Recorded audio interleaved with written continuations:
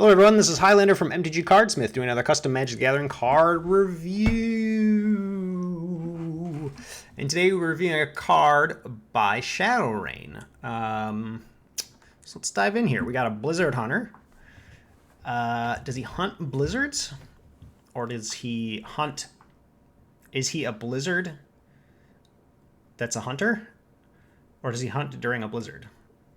That's what I want to know. All right, so this is a 3-mana 3/2 first strike haste. Okay, very strong stats there.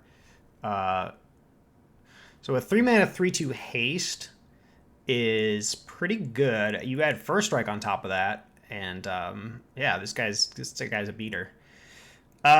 He's got suspend 2 for 5. Okay, as long as Blizzard Hunter is suspended, lands your opponent's control don't untap during their untap step. I see. Interesting. So that costs 5. And if I'm not mistaken, that will last for 2 turns, right? So you suspend them at 2. Goes to their step. They don't untap. Their lands don't untap, rather. Okay. Okay, I mean, this is a very, very strong card. It's a pretty cool concept, I have to say. I suppose it's a little weird that... I mean, this is kind of nitpicky, but I suppose it's a little weird that this guy somehow causes it to become blizzardy. I don't know. It doesn't really bother me that much, to be honest. I think this is a really neat concept for a card. Basically, you can play this guy early and he'll be strong. Honestly, you really at a 3-mana 3/2 first strike haste is pretty good really at any point in the game, even late game. I mean, if you're talking about a red decks don't generally want to go particularly late, especially decks that want to play cards like this. But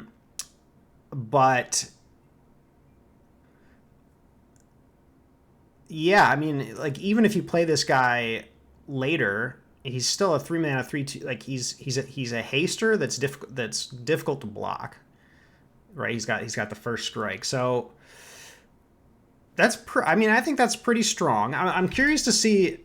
Sorry, I'm curious to see if there are other 3-mana first strike hasters.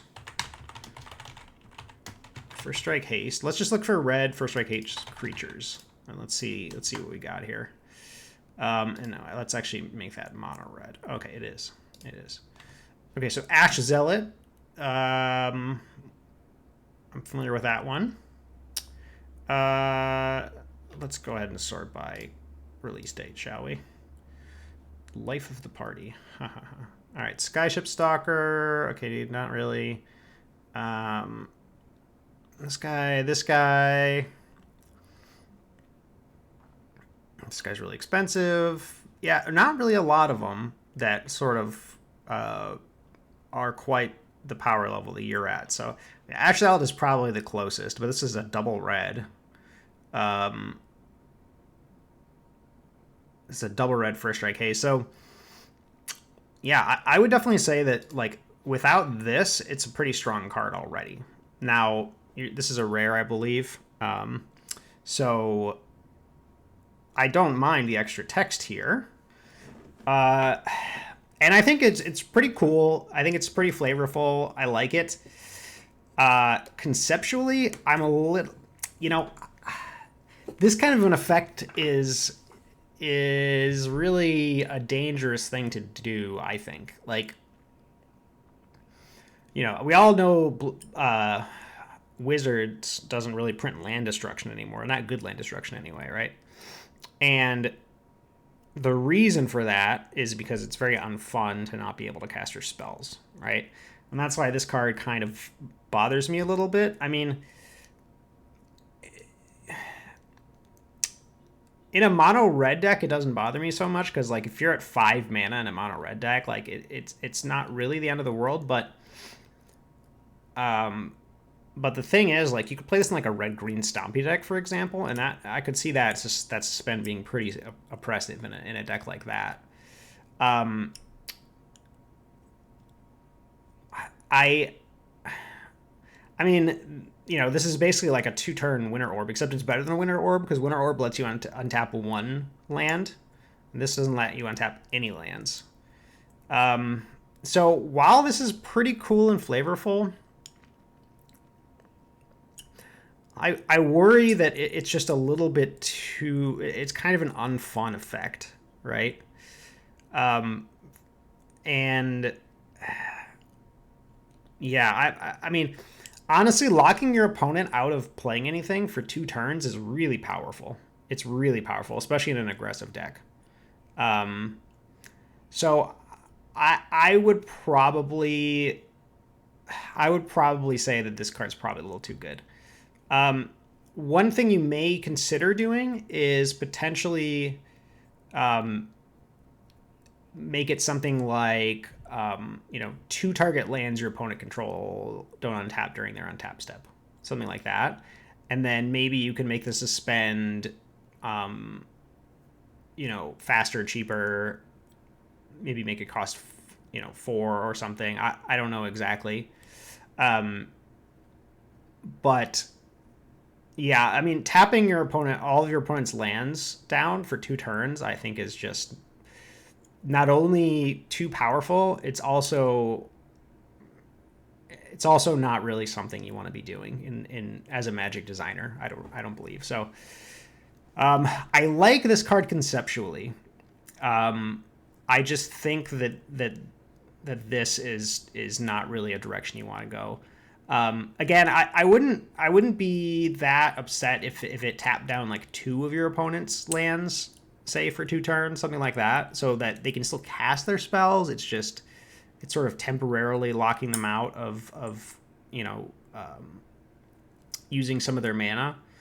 And again, maybe you can make the suspend, you know, different in that case. I mean, you could even, you know, I don't know. There's all kinds of things you could change, but this is sort of like an already strong aggressive creature with a very oppressive, unfun ability. So I think for that reason, I have to take some points off this, even though, again, conceptually, I think this is a neat card. You probably could have gone a little more deep on the flavor here, I would think. I mean, you know, this is basically just a warrior in the snow, and somehow, because he's a warrior, just because there's snow involved, he creates, you know, he like creates a blizzard, and that doesn't quite, I mean, it's fine. It just doesn't like quite get all the way there for me. Like, it would make more sense if this was like some kind of like Yeti that you know, had control over the weather, or like an elemental of some kind, or a wizard even would work. You know, something that could actually affect the weather, perhaps. Whereas this guy, you know, it's just a dude, really. And, you know, just dudes, they don't really affect the weather. So I think this is a really neat concept, but I think it's kind of got a little bit of a design no-no here. Also, you probably could have, you probably want to move all this stuff down one line here so that it's vertically centered. So I'm going to give this one a 6 out of 10. I wish I could give it higher because I think the idea is cool, but I think, you know, again, I'll just summarize. I think the flavor could be improved. I think that this ability is not only too good, it's also a bad idea. It's an unfun ability on a card. Those are really my 2 main things. There's a little bit of a formatting issue here, but I do like the idea of this card. So I wonder if there's some way you could make this work that's not quite so oppressive. So, oh, there goes my dog. All right. So anyway, yeah, 6 out of 10 for Blizzard Hunter. A lot of potential on this card, though. So I'd love to see you update this one if you agree with my assessment. So thank you guys for watching. I'll see you next time.